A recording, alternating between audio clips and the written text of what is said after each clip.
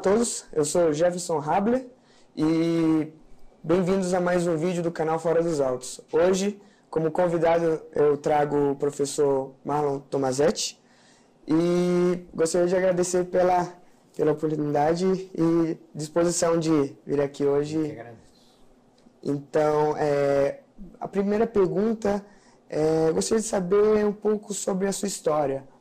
Por que o direito? Onde você estudou e como é a sua carreira? O direito foi meio acidental na minha vida. Eu tinha muitas dúvidas sobre que curso fazer e na hora da inscrição no vestibular apareceu o direito. Eu tinha muitas dúvidas ainda com a engenharia.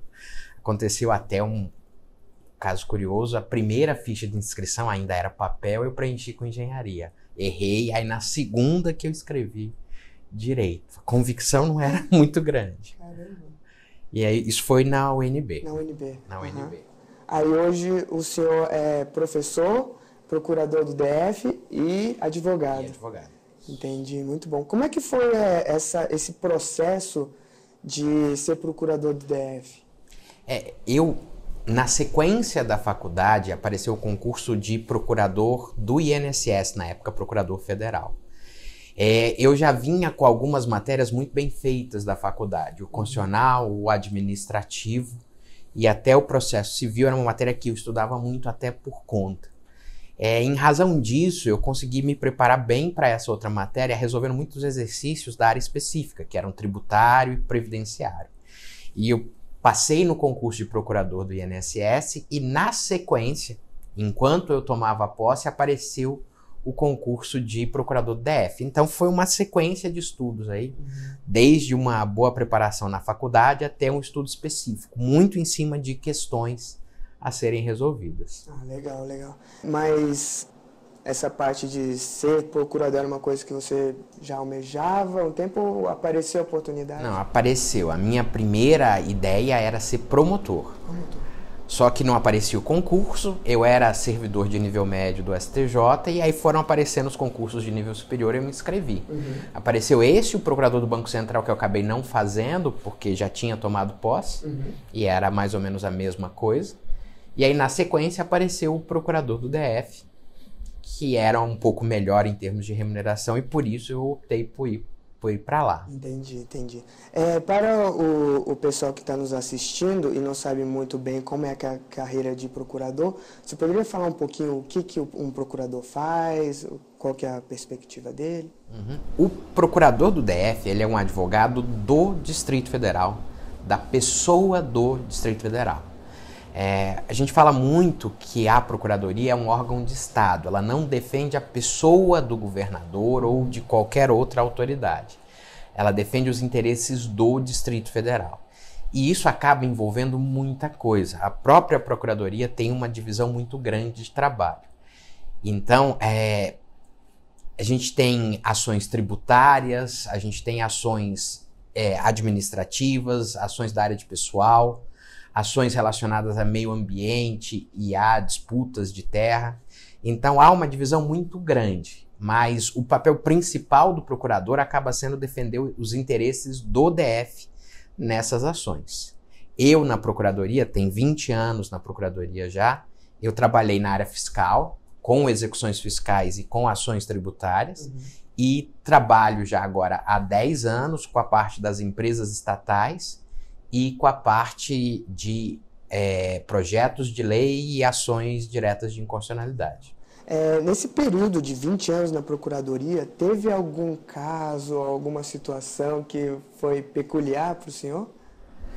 Aconteceram muitos casos que envolviam, especialmente na época da Procuradoria Fiscal, que envolviam a substituição tributária no ICMS. Era algo que envolvia valores muito, muito grandes. E, por vezes, chegaram a sair liminares que permitiam que a pessoa retirasse combustíveis na Petrobras sem recolher o ICMS que seria devido ao Distrito Federal, sem a retenção. Era uma ação muito diferente, porque era uma ação que o DF não era nem parte a princípio. Então, a gente teve que recorrer na condição de terceiro prejudicado. E foi um processo muito estranho. Eu tive que fazer 3 recursos no processo, Porque teve liminar, depois teve tutela antecipada, depois teve sentença confirmando a tutela antecipada. E chegou ao ponto da desembargadora brigar comigo de tantas vezes que eu já tinha ido lá. Entendi. Nossa, bem complicado.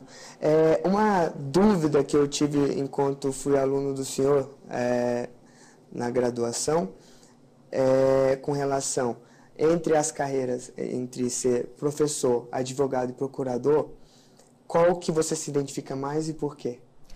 É o professor. É o professor. Apesar de momentos de muita dificuldade, de muita dúvida, se as coisas estão andando bem, eu acho que é o mais gratificante. É a carreira que envolve duas coisas. Uma que é a estudar.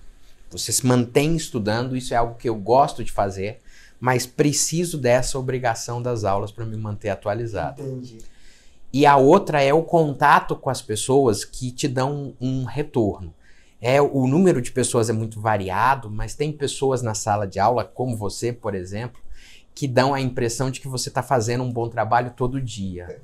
Na advocacia e na procuradoria, às vezes é difícil ver o resultado do seu trabalho. Entendi. Não, e dava para perceber bastante isso durante as aulas, que, por exemplo, mesmo tendo algum problema de saúde, você ia para as aulas. E eu ficava, como assim? Tá passando por algum problema de saúde, geralmente o pessoal repousa. E não, você era totalmente contrário. Você ia para a aula e passava assim, mesmo passando mal, conseguia dar uma aula excepcional que eu gostava muito e que me dava muita vontade de aprender e continuar estudando. Então, bondade sua, mas a aula faz bem para minha cabeça. Eu consigo me focar em outras coisas e me ajuda bastante. Entendi. Professor, um tema que foi muito relevante no final do ano passado e que até coincidiu com as nossas aulas de contratos empresariais foi a sanção da lei da liberdade econômica. O senhor poderia comentar um pouco sobre ela? A lei da liberdade econômica ela surgiu como uma medida provisória no primeiro semestre e aí teve muitas emendas, mais de 300 emendas, então tinha muita dúvida sobre o conteúdo. E aí em setembro ela foi sancionada com um texto bem interessante que tenta, na verdade, facilitar a vida de quem quer empreender, tanto sob a ótica das relações com o governo como nas relações privadas.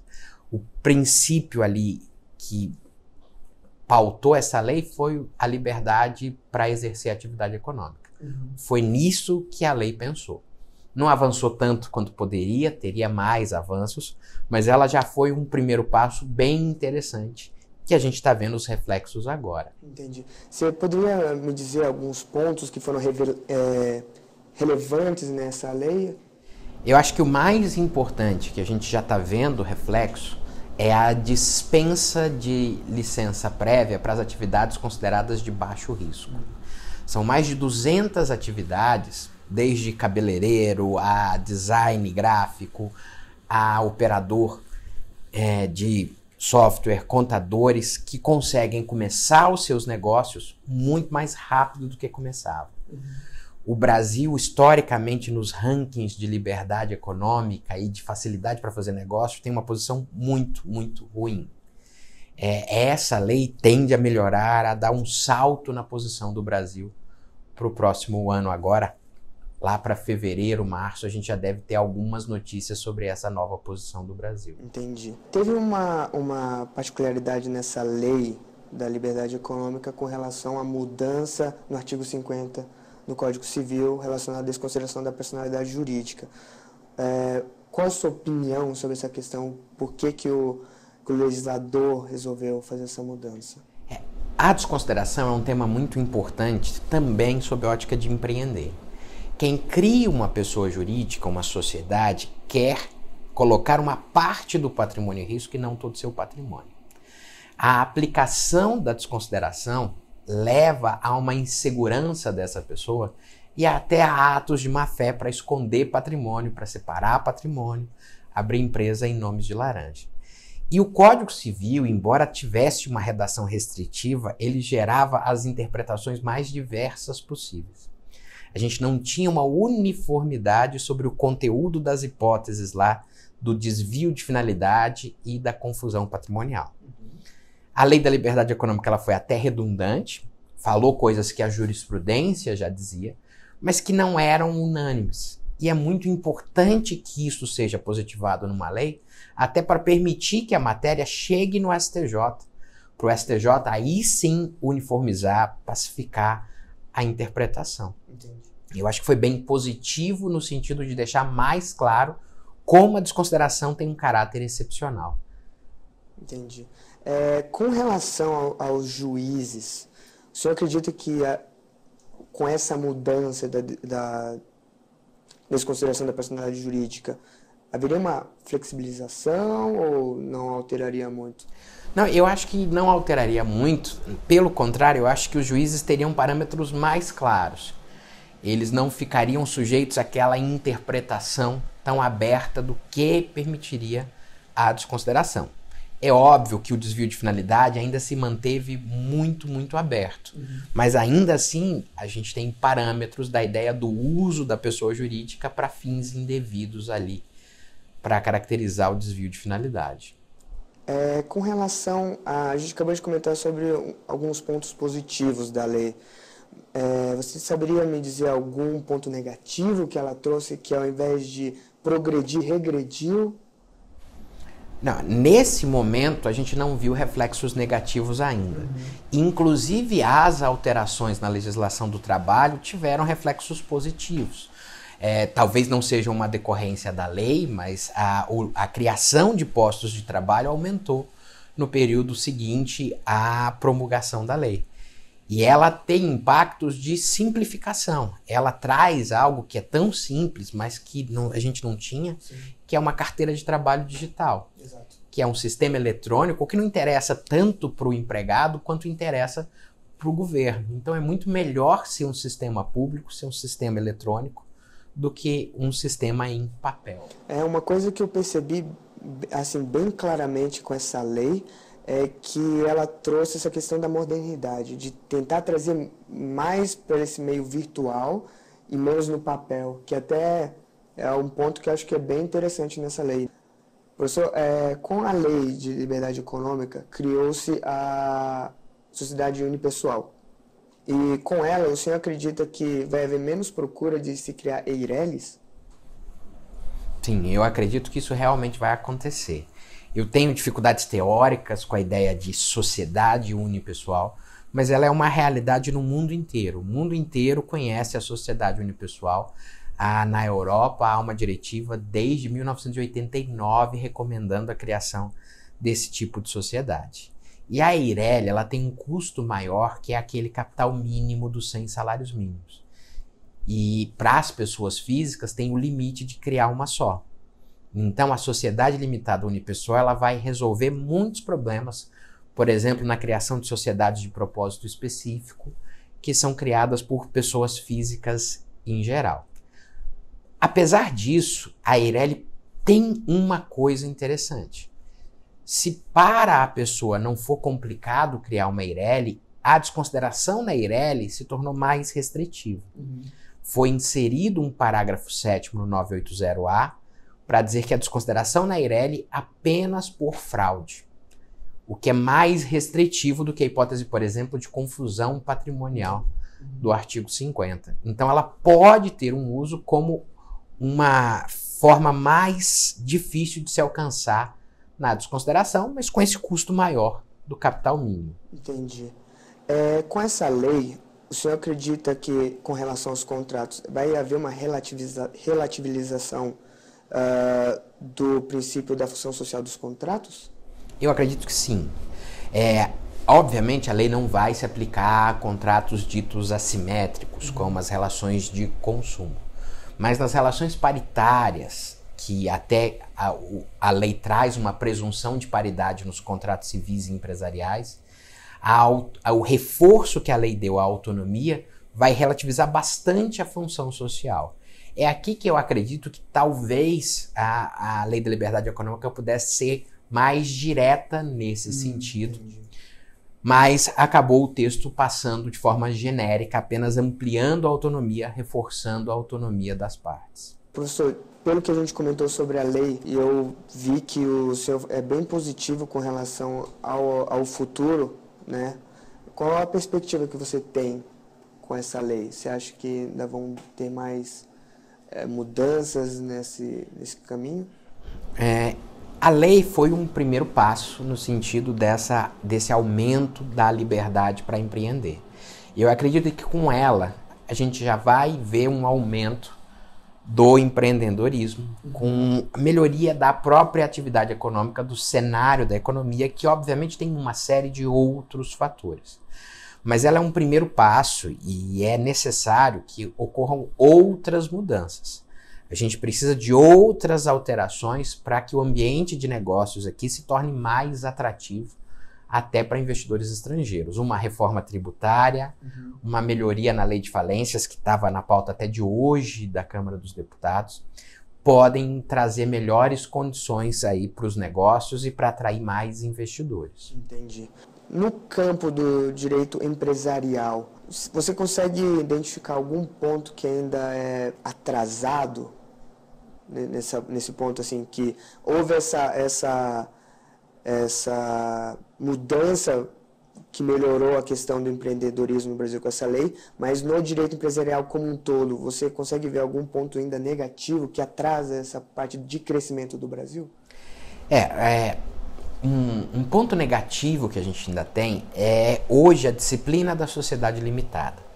Ela é uma disciplina muito rígida que, a depender da evolução da sociedade, ela trava a sociedade porque ela tem quórums elevados, como por exemplo um quórum de 75% do capital para qualquer mudança do contrato social. Então isso dificulta um pouco e trava uma sociedade, o que pode inviabilizar os negócios.